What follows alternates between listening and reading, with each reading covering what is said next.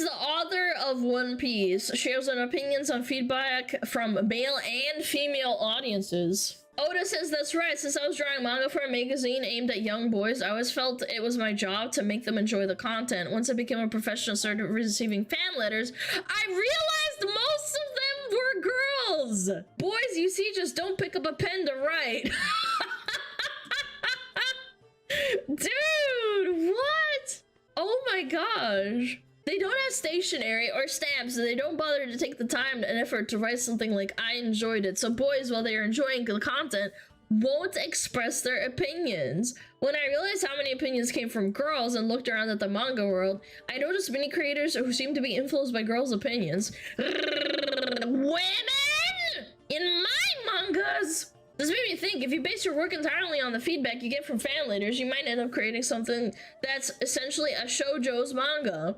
Shoujo means girl, by the way. After all, if you're drawing with the girl's mind, then you're completely missing the point. The interviewer asks, it says, but the key point here is that boys don't share their opinions, right?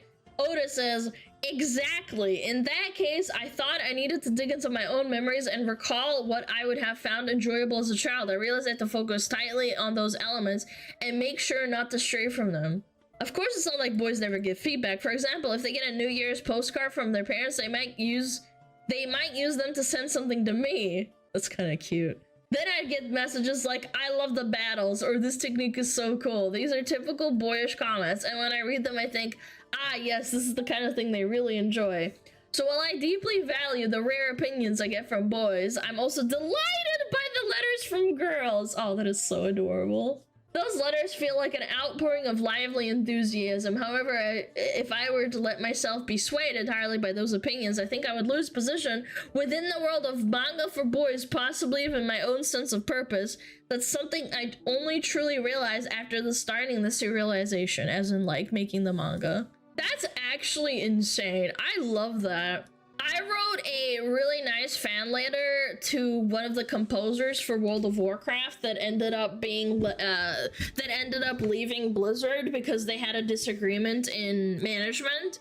And I wrote them a really long letter and said like, yeah, like I can really distinct when you compose something as opposed to like when you compose with another person. And I wrote them a big essay, and it was just like in 2015, I think, and they wrote back to me and said that that was like one of the sweetest things they've ever received. Because I poured like a lot of like thought and like, you know, emotion into it, and I guess maybe boys don't really do that. Yeah, it's Russell Brower. They're super nice. But yeah, they left the company in like 2016, I think. And I was really, really upset because when the new music for the new expansion came out, it didn't hit the same. And I had to like, I thought about it for like weeks. And I was like, I want to write to him and be like, you make really great music. I understand you left for your own reasons, but just know like, I really appreciate you. Don't tend to be great at emotional things. Yeah, no, I totally get it. I understand. And that's why women are women. They're a little bit more emotional. I am emotional. Man, Oda is really principled. It's really difficult to avoid being swayed by an outpour of feedback in any media. May God give him good health to complete OP on his own terms. Aww. TLDR, men, they shut up and read. If they don't like it, they quietly leave. Women, they like to voice their opinion and see as part of their viewing experience. They want to influence it in a way that they like. In this case, a clear minority. I wouldn't say I've ever told an artist or like someone that is creative to like change things back. I don't know.